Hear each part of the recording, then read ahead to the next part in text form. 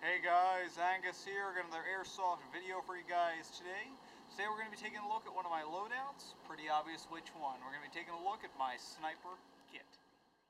Alright, so as you can tell in the opening statement, we're taking a look at my sniper loadout. For those of you guys who've played with me in the past or know me kinda on YouTube, you know I'm not exactly the biggest sniper guy out there. I'm not exactly the formal kind that's sitting way back and taking those careful shots.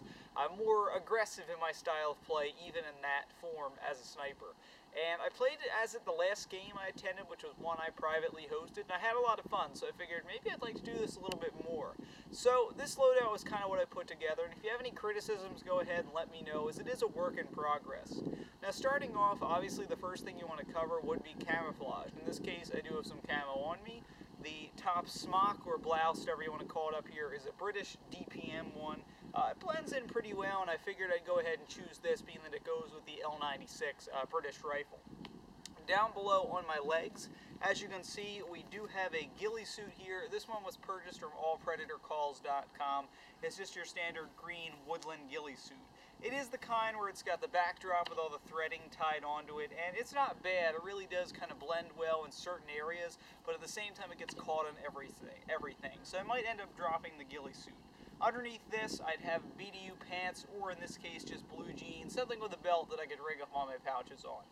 I'd also, if I was attending a larger game, probably have my face muddied up and painted a little bit to blend in, as when you're sniping, you don't exactly want your bright skin standing out against a dark, gloomy backdrop. Depending on, how warm it is, my hands would probably be covered in some OD green or black gloves. However, it was very warm out, hot, you don't want the sticky gloves. I'd probably have these muddied up as well with a little bit of camouflage paint to help them blend in and not be as bright as well. Alright, now as far as headgear goes, we've just got a pretty simple setup up top. Obviously, when you're sniping, having to look down and scope the whole time, you don't want to have a full face mask, otherwise it makes it very difficult to look down and aim.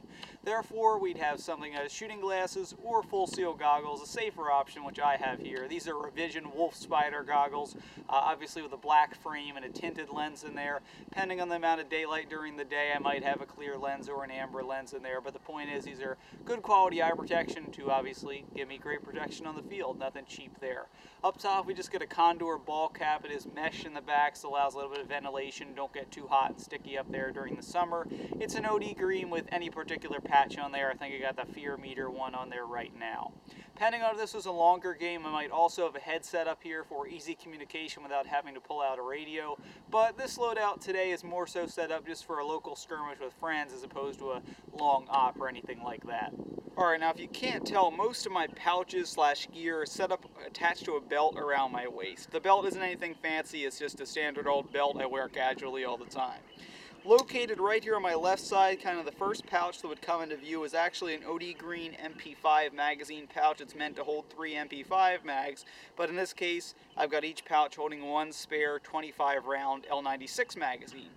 In case you haven't tried this, it actually works really well. They fit one each, and hey, it's very practical. I can simply reach down, unclip this, then yank out the mag. Slides out easily to pop it into my gun when I need to spare one. Turning slightly around, you'll find a utility pouch here, obviously an OD Green again. This is just a zip-up one. What it would contain is a speed loader full of 0.3 or 0.28 gram BBs, whatever I'm using during that day, as well as some extras in a small bag. You might also have, say, a little canister of green gas in there as well to power up my sidearm on the opposite side. All the way on my back, you'll find an OD Green dump pouch, so that way when I do use up a magazine, I can simply reach back and recycle it into the pouch as opposed to having to struggle to put it back into the MP5 mag pouch. And now last but not least, latched onto my right leg, we've got the UTG Extreme Ops Tactical Holster. And this is a great quality holster. It's exactly what I want in a drop leg. It secures tightly to the leg. It's not sliding around or pinching me when I bend down on one knee. And it's just great. It's not sliding around, and I love that in a drop leg.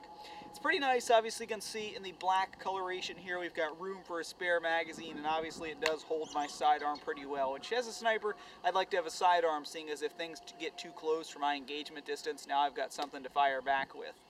The pistol inside here is my trusty old KJW M9. As you can see, it's in the OD green coloration here. Has a 25 round magazine, it's gas blowback, making it not so practical in the winter, but during the summer months when I'd more be likely to use this loadout, it certainly does work rather well. We've got a mock JBU suppressor attached to the front just for looks, obviously doesn't do anything. And overall, this is a pretty nice pistol. I'm glad to have it as my sidearm in the field. Alright, and last but not least, after you saw my KJW M9 as my sidearm there, we've got my primary rifle. What this is my TSD SD96B. Got it back a couple years ago, finally went ahead and did a little bit of fun with it. As you can see, underlying here we've got kind of a custom paint job, a little bit of tan, a little bit of spritz of black, and mainly green. It's kind of cheesy, but for my first time doing a custom paint job, I think it turned out not so bad. This is a pretty reliable rifle. It's got an effective hop-up unit. As you saw earlier, I have 3 spare mags and 1 in the gun, giving me 4. Total of 100 rounds, which is pretty much quite a bit actually for a sniper.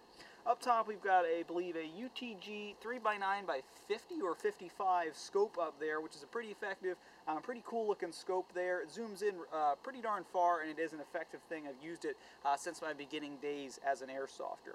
We've got the sniper wrapped up in a ghillie wrap matching my ghillie pants on me. This is nice. I think it gives the gun a cool look, but at the same time it kind of gets in the way, so at points I might ditch it during games. Up front we do have a UTG bipod set down at the moment. This is more so for looks. I don't use it too much because I don't like how it doesn't swivel. It's kind of stuck in one position. Obviously this is bolt action, not semi-automatic.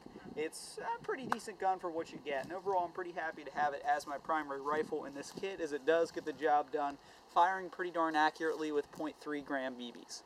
And now with that being said, let's go ahead and wrap up this video. That's pretty much my sniper loadout. And remember, it's a work in progress, so any suggestions you have, go ahead, let me know down below in the comments. I think it's actually turning out pretty well, but one thing I might switch over is from the belt-rigged pouches to maybe a lightweight chest rig, or maybe even a plate carrier for those larger games.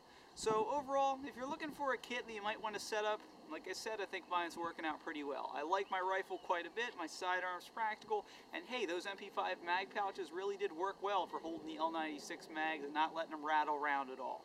So overall, just been a quick video of one of my loadouts. Let me know what you think, and don't forget to share your loadout with me on our Facebook page, Deathcore Airsoft YouTube, link in the description.